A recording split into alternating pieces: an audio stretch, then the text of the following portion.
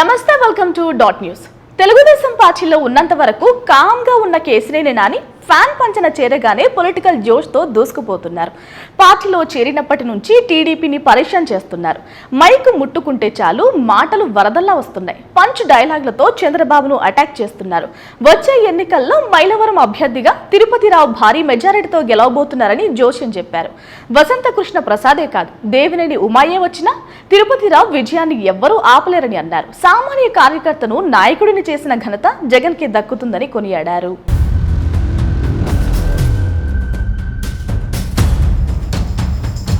కేసినేని నాని వైసీపీలో చేరినప్పటి నుంచి దుమ్ము రేపుతున్నారు. ప్రచారంలో తనదైన శైలిలో ప్రతిపక్షాలను ఉక్కిరిబిక్కిరి చేస్తున్నారు.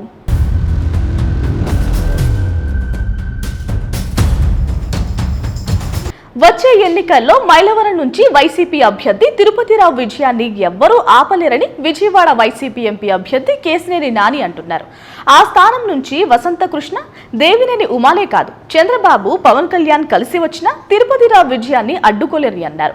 దాదాపు 25,000 ఓట్ల మెజారిటీతో తిరుపతిరావు గెలిచి చరిత్ర సృష్టించబోతున్నారంటూ జోస్యం చెప్పారు. జగన్ అమలు చేసిన సంక్షేమ పథకాలే వైసీపీ విజయానికి బాటలు పరుస్తాయన్నారు.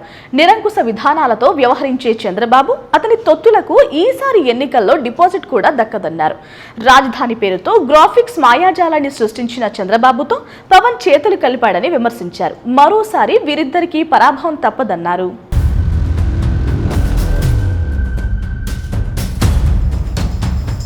టీడీపీ జనసేన కూటమిగా ఇటీవలి విడుదల చేసిన మొదటి విడత అభ్యర్థుల జాబితాపై నాని మండిపడ్డారు.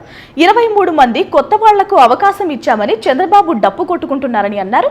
నిజానికి చంద్రబాబు అవకాశం ఇచ్చింది డబ్బున్న వాళ్లకు మాత్రమే అన్నారు. వచ్చే ఎన్నికలు ఖచ్చితంగా 2014, 2019 ఎన్నికలకు భిన్నంగా ఉండబోతున్నాయన్నారు. గత ఎన్నికల హామీలలో ప్రతి ఒక్కటిని అమలు చేసిన ఘనత జగన్కి దక్కిందన్నారు. జగన్ అమలు చేసిన సంక్షేమ పథకాలే వైసీపీని అఖండ మెజారిటీ గెలిపిస్తాయన్నారు.